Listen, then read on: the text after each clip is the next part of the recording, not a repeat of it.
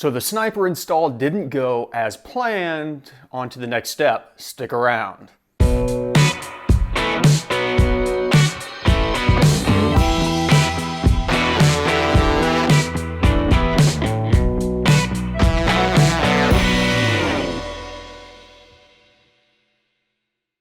What is going on, everybody? Welcome back to the garage, and if you haven't watched our sniper fail video, go click the link up in the corner. Go check it out. Now, full disclosure here, okay? Listen, this is a known issue with some snipers, and it is a fairly small issue. I don't think this happens very often, but it does happen. And so I'm not going to sit here and throw Holley under the bus. In fact, I've got a table full of Holley parts over here that I bought after the sniper did not work. And I'll tell you a couple reasons why. One, I haven't given Holley the chance to correct this issue or make good on this issue.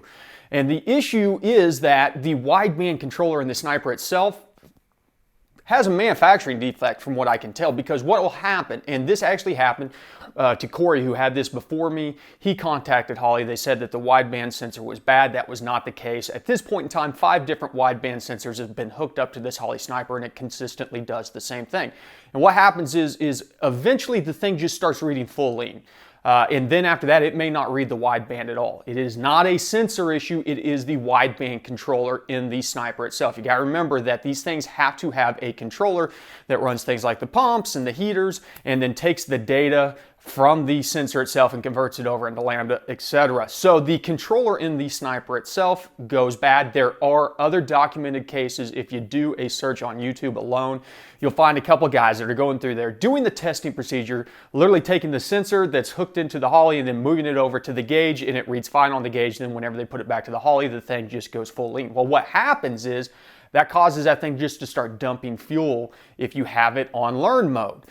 So the car started up great on it. The sensor was working good. The wideband controller in the sniper was working good. Then the next thing you know, and my guess would be that there's probably a circuit in there that whenever the manifold starts getting some heat into it, whenever the carburetor or EFI unit, whatever you want to call it, starts getting some heat into it, it creates an intermittent connection. Because it seems to be that it is not something that is consistent. Sometimes it'll work, sometimes it doesn't. Well, we don't really have time to mess with all that. And as I said, I'll get with Holley later on, see what they have to say about it, see what the solution is. I know you can send the unit in. Whether or not they charge you to get it fixed or not, that's going to be the question, because I don't think that this is really something that they should be charging people to fix, because it is a known issue. If you have seen this issue yourself, make sure and hit up the comments below. Let me know what the solution was for you guys. Now, that out of the way, what are we going to do? Well, we were always going over to port fuel injection on the big block. There was no doubt about it. We're looking to go straight to port injection, and then we're going to eventually do a coil near plug. Well, we're going to diverge away from coil near plug right now, because we have the full ignition system already in place with the digital 6A, the coil, and the dual sync distributor. So we don't need to worry about that. We can get by just running a points trigger from our controller, and then, you know, just focus on port injection right now. So let's jump over to the workbench over here and let's look at what we've got going on. Okay, what we have here is the makings of our small block port fuel injection setup. And as I said, I'm not hating on Holley. I've got Holley parts spread out all over this table. We're going to be using Holley's EFI port injection manifold for the small block Chevy, along with a 4150 elbow. And then, well, we will be going on with a fast 102 throttle body. Now, the throttle body was built or bought for the big block. I would not put a 102 on a small block. We might have some idle issues with it. I'm well aware of that. But I'm not going to go out and buy another throttle body if I don't have to. On top of it, we're going to be running quite the interesting spacer. We are using a Nitrous Express plate because we will be throwing nitrous on this. So they were nice enough to send us the billet metering block. This is a wet setup, and we will plumb all this in. It even comes with this very sweet bracket for mounting your solenoids out of the way. And then we can come in, and this will be kind of our finished assembly on here, but that is all later down the road, just to give you kind of a glimpse of what we will be doing on it. For now, though, we are going to focus on just the fuel injection side of it. I've got the rails and injectors mounted, And these were some injectors, I believe they're 42 pound per hour injectors that I had bought that I was running in the secondary or auxiliary fuel system on the Super Auto. They've got maybe, I don't know, not even 100 miles on them. And even within that 100 miles, they weren't being used very often. So we need to go ahead and build out some new harnesses for this so we can bring it over to our Infinity 710 ECU. We're running the 710 on this setup. It'll do everything that we need to do and then a whole lot more. And then what we've got here is our harness. Ugh, big harness. Looks like a lot of wires. So whenever you buy these harnesses, they come basically with just a set number of pins that are already installed. Like this one didn't have any injector pins on it, didn't have any ignition pins on it, and then, so we have to go through, figure out that we're only going to be using ignition one because we're using a point style. But what you then get is they create harness kits or pin kits that have 10 different colors of wire with 10 different pins pre-pinned to the length of the existing harness. And if you've worked on any Gen 4, Gen 5 ECU, this is the same style connector. So you literally just pop the back shell off. They've got the weather seal plugs in there. You remove the weather seal plug and just insert the wire in there. So I've gone through and added all of the injectors on here and used my wire label to go ahead and label everything that I need. On top of it, I've got my cam sensor that will go back to the Holley dual sync and my crank sensor that will go back to the Holley dual sync. And I do have to add another wire for a nitrous enables basically trigger to say to allow we're going to be running the Maximizer 5 on this. It'll allow the Maximizer 5 to say, hey, you're good to go. Go ahead and start injecting nitrous on it. And then on top of it, it will know whenever that is enabled to run a reduced timing map that we can set up to match based off of like RPM, the amount of nitrous that we're going to inject and how much timing that we want to pull out. But for now, we'll get this kind of out of the way. We're going to be referencing back to it because we have to build our injector harnesses. And I'm going to do this in a way, I like to try and keep this nice and clean. We're using EV6 or used car injectors on here. And so I went out and got some flying leads on here, and we will tie them to bank 1 and bank 2. So we're looking at bank 2 here, which is the passenger side, and we'll be coming back to a 6-pin Deutschwerks, or not Deutschwerks, just Deutsch connector. You know, hey Deutschwerks, if you want to get in on some of this stuff, hit me up. I'm just kidding. But we will tie our powers together, have a common power leg on this, and then we'll be triggering these off of the ground legs for them. And what I want to do is set this up in a way that whenever we do our connector, that we have power on 1 maybe, and then as we go down, it'd be 2, 3, 4, 5. 2, 3, 4, 5. And then we'll have 2 connectors at the back of the intake manifold that we can tie back into our main harness here. Something to keep in mind, and I'm not sure what I'm going to do yet. The runner spacing on this is going to be a little bit different on the big block. Part of me says, well, try and leave some slack on these. That way, whenever we go over to the big block, we can use this same sub harness. And then another part of me is like, just keep it clean. And then whenever we go over to the big block, we can build a new harness. These connectors are about 15 to 20 bucks for 8 of them. So it's not a big spend, and we can reuse our Deutsch connectors. We just have to put new pins on. Once again, the pins are not a big spend either. So it's whether or not you just want to do the work twice. By doing it twice, so we might have a little cleaner install from the get-go on this ordeal. One of the other things that we are going to be looking at also is I had to get the Holley Sniper EFI ignition coil driver. Now, there's a reason for this. This normally allows you to run a coil without an MSD box or something like that. We're not going to be using it for that. We're going to use it because the MSD box is looking for a rising trigger and our AEM is using a falling trigger. And so essentially what this is going to do is invert our trigger status.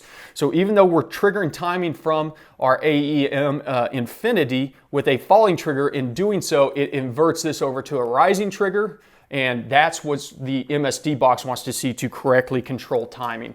AEM supposedly makes a single coil ignition module. I've not been able to find it anywhere. And so I just went out and got the Holley unit. It's about $100, but it'll make life a lot easier as far as getting our ignition set up and running without any headaches there. Okay, one of the first things I like to do whenever I'm attacking a wiring job like this is to go ahead and get my connectors in place so I can get an idea of how I'm going to run my wires. And as I said, I think I really want to run them to the back of the intake manifold where I can put my connectors somewhere back, hidden away on the back side. But we need to look at our links. We're going to be sharing hot, and so what we'll probably do is come in here, cut these two hots off, splice them on one side, and then run a leg out from that one, and then run it into these and just kind of daisy chain these hots back so we have a single run of power going to all the injectors on one side and the other side. And then we'll come in here and figure out what wires, what I think I'll do on these, because we're going to have to extend some of these grounds anyways, is I'll probably cut these a little bit short, find the wire color that I used in our harness and tie those, splice those in using solderless, insulationless butt splices and heat shrink like I normally do. And that way, whenever we get back to our connector at the back of it, where'd my connector go? Whenever we get back to our connector at the back of it, the wire colors on this side will match the wire colors on the other side. And that'll make it a little peace of mind of knowing, okay, I've got the correct injectors tied back to the ECU in the right place. Okay, so I've got my harnesses laid out here, built. Right now I've just got them kind of zip tied so they maintain kind of the routing, and I'll come back after I get the connectors on the end and wrap them up. I'll most likely use my hockey tape like I always like to, because it gives you a nice finished look, kind of an OEM look. But for now, we're going to dive in. We're going to be using our DT125 kit. I've about got this one wiped out. This is from CustomConnectorKits.com. Check the link down below. I got a link to them, and they have an awesome promo code for Goat Rope Garage subscribers. So make sure whenever you're doing your wiring to go out and get a good kit. And so we're going to be using the 6-pin connectors on both of these. And so I'm going to go ahead and just run through and strip all these to kind of the proper length for these pins. I've talked about this in multiple videos where you want it just where it's not quite touching the insulation whenever the pin is properly crimped down. There is an inspection site or inspection port on these pins to make sure that the wire is getting all the way to the bottom of the pin. That is critical. And the most important part when doing something like this is using the proper crimpers. And the nice thing about it is whenever you order a kit from CustomConnectorKits.com, you have the option of adding the crimpers to the kit, and they're going to be the right ones. So you don't have to worry about that. And I'm using these little cheaper ones. They have the expensive ones if you want to go that route that has different dies for different size wires and things like that. But about everything that I do falls in this same range of wire size that is supported by the kits that I buy. And so I can get away with just using these 12 to 20 crimpers. So, and the cool thing about it is we can come through here and just zip all of these on one at a time. Just make sure, as I said, that you can see your wire down in your inspection hole. Run them into your crimpers. Zip it down. Give it a nice tug test. This makes life so much easier. This is, I mean, I'll be honest with you, it's a little bit more expensive to go this route, but in the long run, these connectors are easier to assemble, easier to disassemble if you ever need to do some wiring testing, things like that. Honestly, it is worth the money because they're also going to be about the most robust connector that you can run on a car. Really big fan of the Deutsch connectors.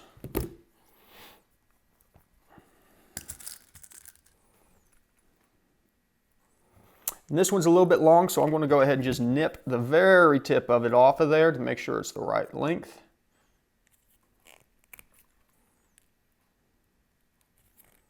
There we go. Okay, now that we've got all the pins on this harness, we're going to go ahead and insert them down into our seats here. And as I said before, I want power to be on the number 1 pin, just so I know. And on the back, you're probably not going to be able to see it, but on the back of the connector there, the numbers are imprinted into the plastic. So you're just going to run it home till you hear it click. There it was. Give it a nice tug, not hard. Make sure it's seated. Then we're going to go starting with 2 from the first cylinder. In this case, we are working on the driver's side, so this is going to be cylinder number 1. And if I look at that, that is going to be my green wire. So I'll run that one into the next location. Followed by cylinder number 3, which is our orange wire. And all of this is going to match up to our main engine harness whenever we're said and done. Wire colors, everything. And then brown is going to be number 5.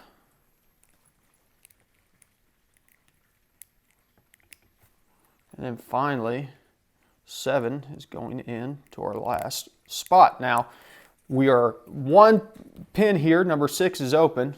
Actually, I did this one backwards. I got 4 and 6 backwards. Pay attention because it goes 1, 2, 3, 4, 5, 6. So I need to go ahead and extract one pin. Let me grab a screwdriver. Much like whenever doing woodworking, this is measure twice, cut once. Well, this is double check your wiring twice. So the brown needs to go from 6 down to 4. A little screwdriver works very well because the way that these retaining clips down in here work is just, you literally just have to come in here, set it off the back side of the pin, and pull the pin out. And that's another reason why I'm a big fan of this style connector, because it makes it way easier to move pins around if need be. Just that easy. We get it in the right spot here for, okay. And make sure that everything is seated down in there properly. Double check again. 1 is our power. 2 is cylinder 1 going to our green. 3 is cylinder 3 going to our orange. 4 is cylinder 5 going to our brown.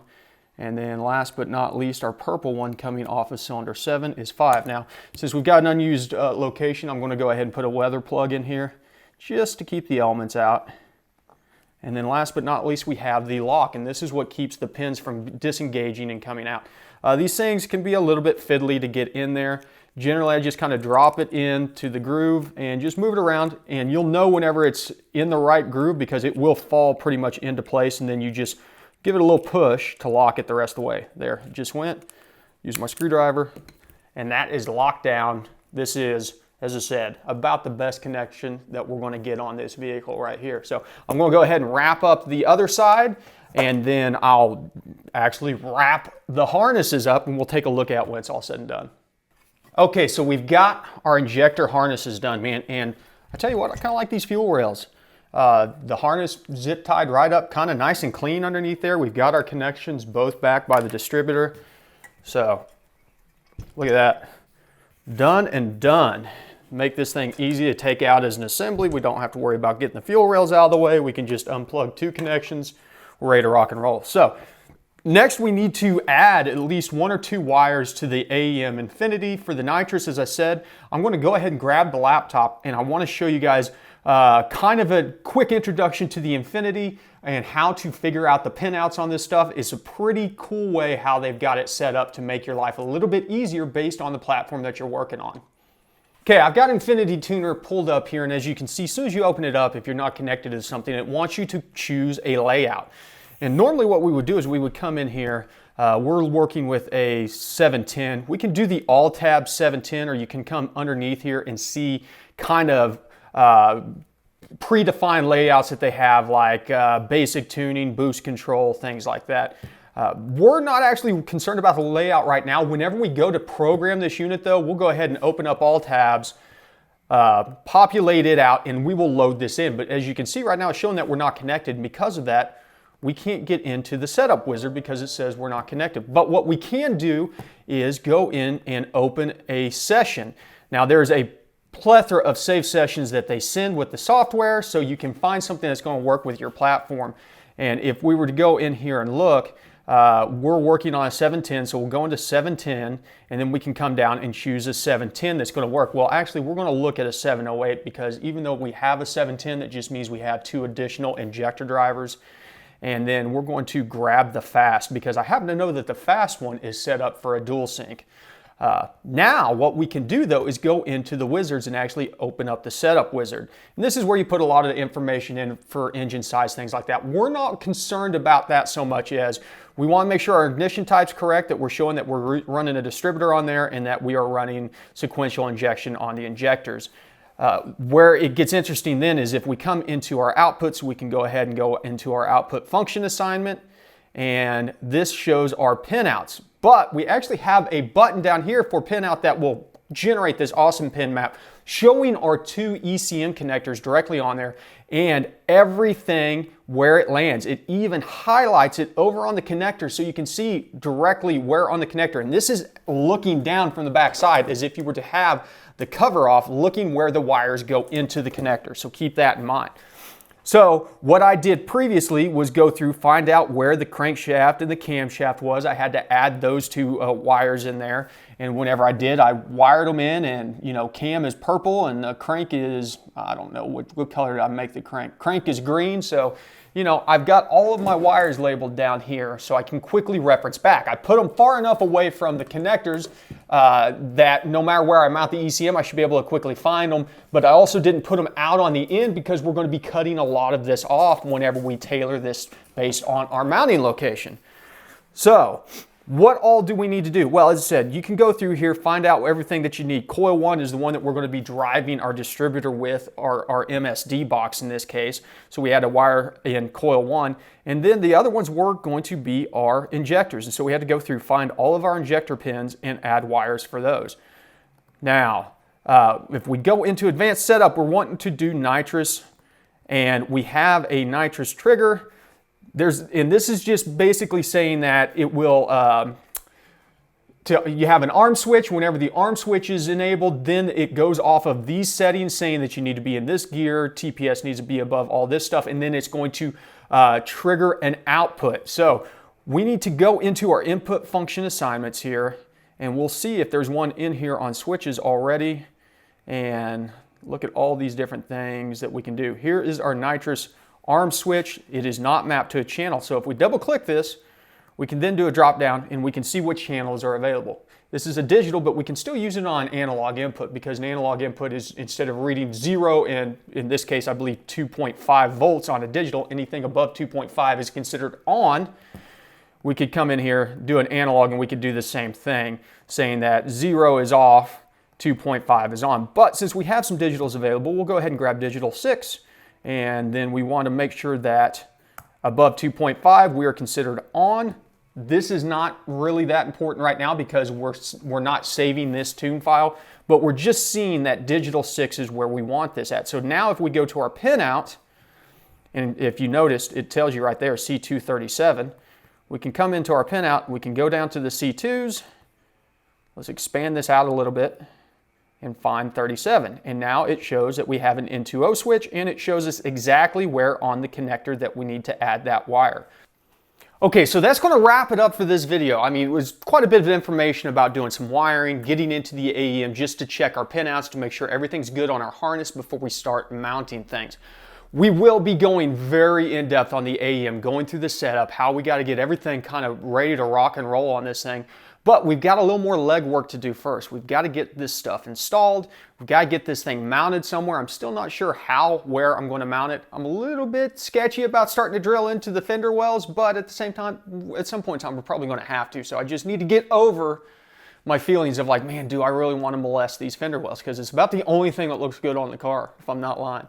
But stay tuned for all the future stuff as we get this thing up and running on the AEM. The nice thing about it is if we do this properly at the end of the day, whenever we go to swap the big block in, all we'll have to do is update the tune for the larger motor. We'll have all the harnesses ready to go. We'll have those nifty Deutsch connectors on there from custom connector kits, so everything just unplugged, jerk the old motor out, put the new motor in, have connectors on there, plug everything in, and start tuning this thing. So I'm going to have a few more videos coming out on just getting some of the wiring harness done, setting up the wideband sensors, etc. on the small block, and then once we get this running on the small block, we're going to throw some nitrous at it and have a little fun.